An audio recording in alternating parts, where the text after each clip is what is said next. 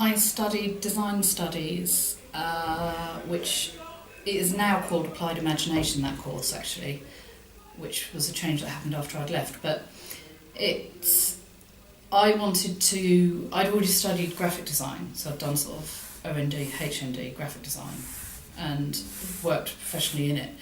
And I had more questions, if you like, and there were things I wanted to investigate further, especially after having the experience of having worked in the industry. It was like, but what about, sort of thing. And I think I'd always wanted to go to Central St Martin's anyway. Obviously it's got a good reputation. A friend of mine had done the course before, and she'd said good things about it. And really, I looked at another college. I think I looked at Kingston as well, but it didn't seem as creatively exciting or as innovative and exploratory. And I think I like particularly what suited me about St Martin's is that feeling that you could do whatever you wanted. They were just fantastic, to be honest with you. I mean, I did it via an agency, because obviously that was one of the clients that I was working in, an integrated marketing agency, marketing and design, and one of their clients was Smirnoff, and that's how I did the work, if you understand me, not rather than doing it directly.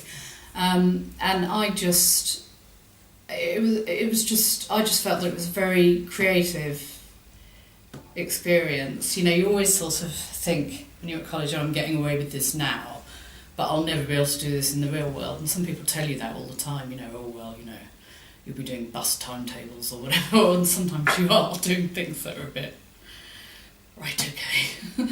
But, and everyone's got their thing they like, I suppose, but I kind of went in there as a freelance for a couple of days, I think, through an agency, and I didn't really know what I was going to be working on. I think they said something about the possibility of some whiskey brand at the agency interview, through the recruitment consultant. I went, yeah, that's fine. They were like, would you work on whiskey? I was sort of like, yeah. And when I got there, they just sort of, they were very nice people and they looked fun and interesting, and then they gave me this Smirnoff brief and I thought, what, me? You want me? So, no, it was a bit scary. And then once I got over that, it was absolutely brilliant. I got involved because initially I was on that big march in 2003, and so all my sisters and brothers and all my nephews, in fact, the whole family. Some of them were 5 years old, but they were still on it at the time. And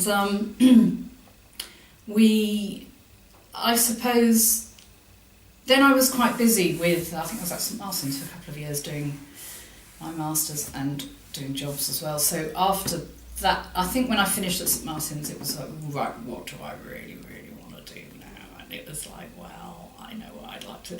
And I used to think about that march quite a lot. That was amazing, what happened to all those people, and what are we doing now? I was still fired up about the war, and, sort of, I suppose when I finished my course and I had a bit more headspace, it was sort of like, well, I can think about that now. A bit more. I was thinking about it anyway, but it was like, I'm going to think about that a bit more. And I did a sort of bit of research, and what I thought were just the placards on the day saying Stop the War Coalition, I realised it was an actual organisation and they still existed. So I was like, brilliant, I want to talk to them. So, sort of phoned them up and found out when their meetings and things were. And then went to one of their meetings, and I think after one of the meetings I went up to the convener and said I'd like to do graphic design, sort of gave her a business card. And I think not much happened after that, but then another occasion I wanted to buy a ticket. They were chartering a whole train, a train, they call it a peace train, up to Manchester for a demonstration. So I went into the office to buy a ticket, and I had my portfolio with me, because I'd just been to the Career Centre at St Martin's, I was getting my folder together. It was like the first year after I finished my MA. And I just, while I was waiting for my ticket to be processed, I spoke to one of the guys working in the office and said, look, I'd like to help you. And he went through my portfolio and he said, well, I could definitely use you.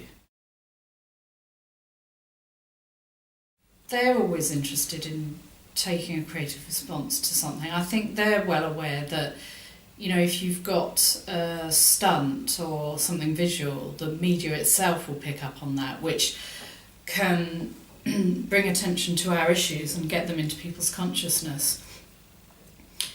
They say, don't they, a picture tells 1,000 words. So, for example, I remember when it opened and we had sorts of Tony Blair puppet faces and carrying fake money and covered in blood. And I remember being there that day, and there was quite a flurry around those people who were just some of our volunteers who'd dressed up in suits and put the puppet on, and we had some theatrical blood, and they'd sort of done this, I suppose you call it sort of street theatre, and they had a Bush and a Blair and someone else, Gordon Brown, and they had some money and it was covered in blood, and they were all sort of mates together, and they were doing a little bit of a show, and the reaction from the press was quite stunning. So we sort of knew that there was, you know, it was worth doing that kind of thing, because quite often those pictures would go somewhere.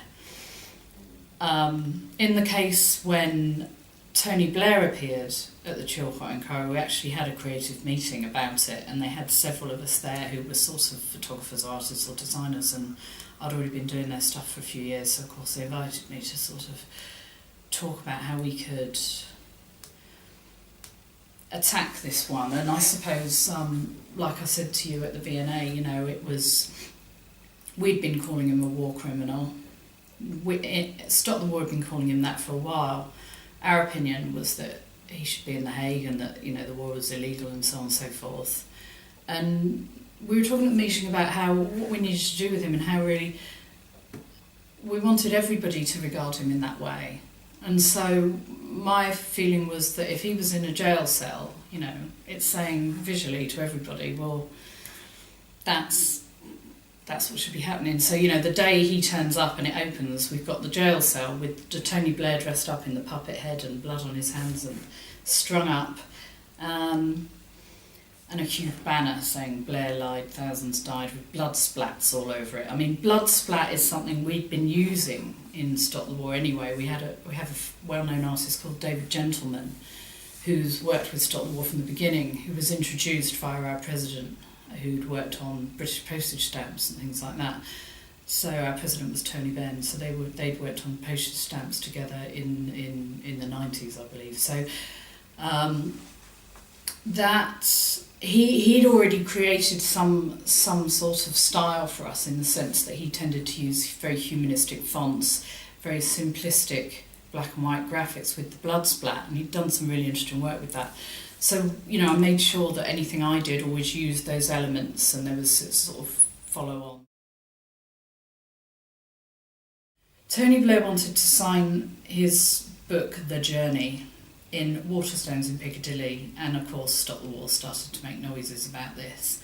And I think that the Stop the War supporters in Ireland had staged some sort of street protest at that time and managed to stop him, you know, turned it into a disaster. I think they were literally throwing cabbages and things like that. So there was already a sort of like, well, if he wants to do it in Piccadilly, you're going to have the Stop the War coalition from London, and remember those 2 million, you know, it could be awkward. So there was nerves about it. We started planning a response to it and publicising it quite a lot. And around that time, also local groups, did we do that afterwards or before? Yeah, before. So local groups, and one of the things we did in Richmond was we had him dressed up with the full puppet mask, the suit, usually a red tie.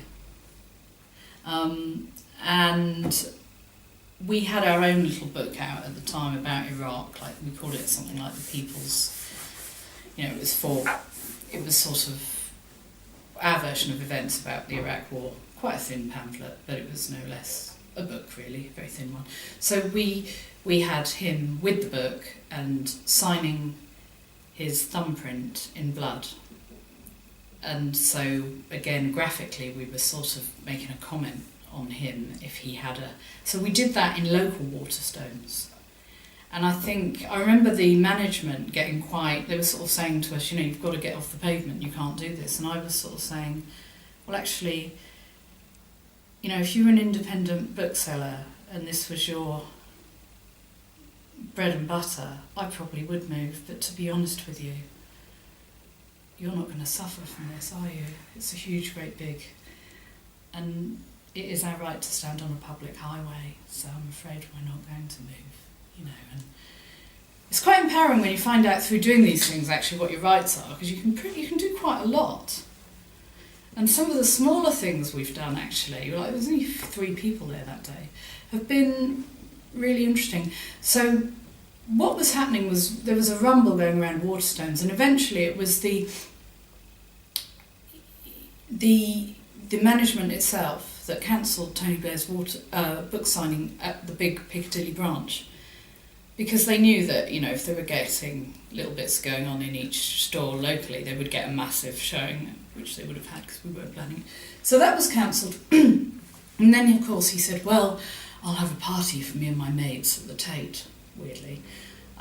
So, of course, we were like, you're not going to be able to do that either, I'm sorry. So we started making noises about that, and some artists who support us actually joined in. Now Vivienne Westwood's one of our supporters, spoke at our meetings before, and I believe Tracy Emin also said, I hope I've got that right, because obviously I don't want to misquote, I think it was Tracy Emin, it was definitely Vivienne Westwood. So big name artists were coming forward saying, no, we don't think you should be able to have your party at the Tate, signing your autobiography. The other thing we planned is that thing we did locally, as I said, in Richmond, with the thumbprint and the blood, and signing in blood, you know, you can see the sort of what we were trying to do there. We had all that planned, and we have more planned. We were actually going to put, if this party went ahead, we were going to put those puppet people sort of in the pop art department, sort of all the way the route that he would have gone up to the party room, which was the top floor somewhere. We were going to do sort of really surreal, still Tony Blairs. So it was like his worst nightmare. You know, he walked in and there were sort of hundreds of Tony Blairs with blood dripping. I mean, you know, it's a bit sort of edgy. We didn't get as far as sort of either trying to get permission for it or do it as a kind of an occupation, because again, with all the pressure, that party was cancelled. I get excited about movements like Stop the War, and I suppose the People's Assembly as well, where it's a massive anti-austerity organisation where it brings lots of different people together and you get a mass movement over an issue and you see people taking power. And quite often these movements, like I suppose the suffragettes years ago, eventually do win, even though it can look long and slow and lots of people say, oh, you'll never get that, and quite often you do, but it's a question of persevering. I get quite excited about that type of politics more than sort of party political things personally. What are they saying? I mean, the word radical and the word extremist, who are they talking about? You know, are they talking about someone like me who perhaps doesn't think there should be any nuclear weapons in the world? Is that radical? Or is that, another person would say that's common sense? You know, or are they talking about people who are inciting violence? You know, I don't think, you know, there are many tutors that would be in university saying, well, you know what you want to do, you want to go down, you know, to Parliament there and you want to set it on fire, because I've never heard that, and I would think that would be very unlikely. So I'd be quite suspicious about what radical and extremist views actually are. What I'm referring partly to is the rhetoric that came into play after 9/11, when George Bush sort of said, you're either with us or against us. Now, if that's right, then I'm a terrorist, because I'm not with him. The very next day after 9/11, I remember the newspapers, it said, it's war. And I remember thinking, already? What, you took, what, 12 hours to decide that? They didn't sit there for a week thinking, we're totally shocked by what's happened. What shall we do about it? How should we respond? The very next day, the paper said, it's war. And within a couple of days after that, he was saying, you're either with us or against us and all that kind of thing. Now that sort of talk is really dangerous, but I do think it has an effect on people, because he more or less said, you know, if you don't come with us and think that our war is right and going to kill lots of innocent civilians in Afghanistan will stop something like 9/11 happening again, which was nonsense because the two things weren't connected, then you're, you know, a dangerous person, a terrorist, a this and a that, you know, which isn't the case. So when governments use this kind of talk, I wonder what they're trying to do. Are they trying to divide us? Are they trying to, stop? There was a time when, colleges were a hotbed of Paris, 1968. It was a huge student rebellion. I'm sure all the tutors were involved as much as the students. Universities were places of great, change, and people were all very motivated about their own rights and so on. And you can't. The idea of telling a tutor what they can and can't think. Obviously, there's going to be a lot more detail to that, but the wording itself worries me because what is a radical, what is an extremist. When you say extremist, people flash in their mind, a suicide bomber. But that's a long way from someone that might just disagree fundamentally with what the current government is saying today. So it worries me a bit.